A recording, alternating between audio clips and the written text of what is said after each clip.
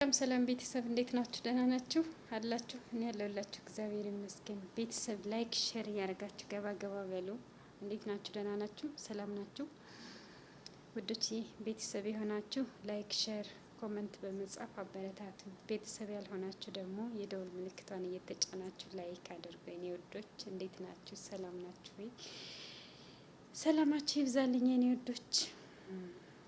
ግን አንዳንድ ጊዜ ማለት ነው ምን እንደምላችሁ ታውቃላችሁ? ዛሬ ምን ልላችሁ ነው የመጣሁት መሰላችሁ? የሰው ልጅ ስትሉ ማለት ነው ስትጠሉም ስትወዱም ይሆናል አይደለ? ከሆነ እንትን ሆናችሁ ዝም ብላችሁ ሰውን መሳደብ እንደሌለባችሁ ነው ዛሬ ላይ ማወቅ ያለባችሁ ማለት ነው። ለምን እንደዛ እንዳልኳችሁ ታውቃላችሁ ወዶችዬ? አሁን እኔ ብዙ ጊዜ ቲክቶክ ላይ ብዙ ነገር አያለሁ፣ ብዙ ነገሮችን እንትን እላለሁ። ግን ምን እንዳየሁ ታውቃላችሁ?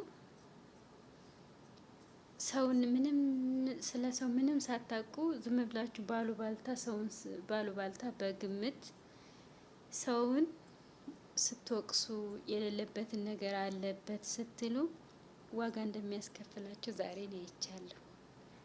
በምን እንዳየሁ ታውቃላችሁ? አንድ ሴት ቲክቶክ ላይ የምትሳደብ ሴት ነበረች። ስሟን መጥራት አልፈልግም። ቆይ እንትኗን ፎቶዋን እለጥፍላችኋለሁ ማለት ነው። ሄለንም ግን በነገራችን ላይ ፎቶዋን ከምለጥፍ ብጠራችሁ ይሻላል። ሄለን የምትባል ሴትዮ ነበረች እና ብዙ ሰው እየተሳደበች ብዙ ሰው በቃ የብዙ ሰው ህይወትን እያመረቃቀሰች የነበረ ሴትዮ ናት። ግን አንድ ሰው የማይነካ ሰው ነካች።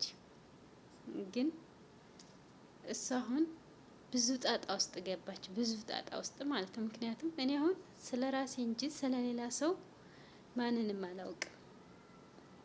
ስለ ራሴ ብቻ ነው ማወቅ የምችለው። እና እባካችሁ ሰዎች ስለ ሰዎች ስትናገሩ ተጠንቀቁ። የማታውቁትን ነገር አትቀባጥሩ፣ ዋጋ ያስከፍላችኋል። ኢትዮጵያዎችን እንደምዘቀዝቋቸው እዛ ሀገር ቤት ስላሉት እንደምትሳደቡት እንደዛ አይደለም።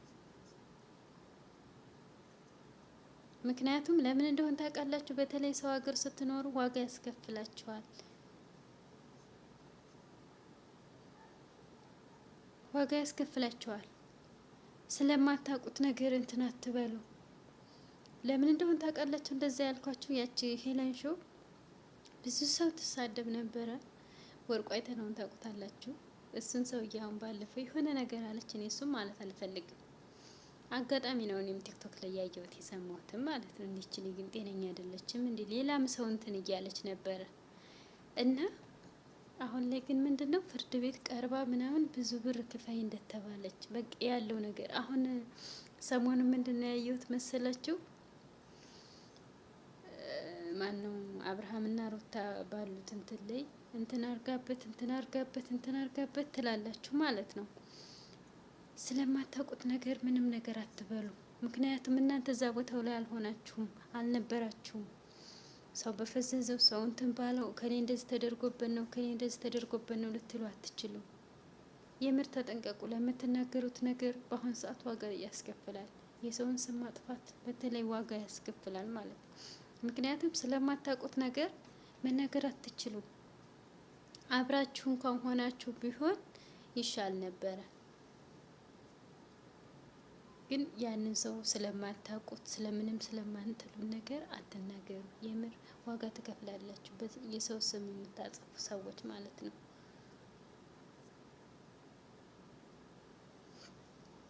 ለምን እንደው ታውቃላችሁ? ውሸት ነው። ምክንያቱም የማታውቁት ነገር አለ። ስለ አንድ ሰው ስትናገሩ ያንን ሰው ሳትጠይቁ አብራችሁት ሳታዩት እንትን ሳትሉት እንደዚህ ነው ብሎ ስለዛ ሰው መናገር አይቻልም። ምክንያቱም ለምን እንደው ታውቃላችሁ? ዋጋ ያስከፍላችኋል።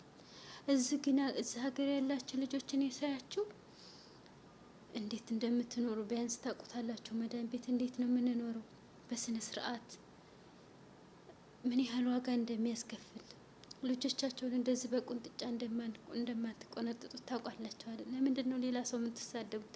እከሌ እንደዚህ ናት፣ እከሌ እንደዚህ ነው። እነዛ ምን ያደርግላችኋል? እናንተ የራሳችሁ ኑሮ ኑሮ። የምር ዋጋ ያስከፍላችኋል። አንድ ቀን ወደ ሀገር ስትገቡ ዋጋ ያስከፍላችኋል። በተለይ የምትሳደቡ ሰዎች እዚህ ሀገር ሆናችሁ ሀገር ቤት የሆነ ነገር አያደርጉንም ብሎ እንትን የማትሉት ግን ሀገር ስትገቡ ልትከሰሱ ትችላላችሁ። ሀገራችን እንደ ድሮ አይደለም። አሁን ላይ ተሻሽሏል። ተጠንቀቁ። የምሬን ነው። ተጠንቀቁ። ዋጋ ያስከፍላችኋል። ስለ ሰው እንደዚህ ነው ብላችሁ አትናገሩ። ስለ ራሳችሁ በቃ እንደዚህ እንትን ማለት የምትፈልጉት ማለት ነው። እና ስለ ሰው እንትን አትበሉ፣ አትናገሩ። የምር ተጠንቀቁ። ዋጋ ያስከፍላል። ኖርማል እንደዚህ አለ አይደለ? ፈታ እንላለን ብላችሁ ቪዲዮ የሚሆንም ነገር የምታዩም ከሆነ ማየት እከሌ እንደዚህ ናት፣ እከሌ እንደዚህ ናት፣ እከሌ አይባልም አትበሉ። ማንም ትሁን እንትናም ትሁን አይመለከታችሁም። እናንተ እነሱ እኮ ገንዘብ እየሰሩበት ነው። ዋጋ እንትን አትበሉ። የምር ስነ ስርዓት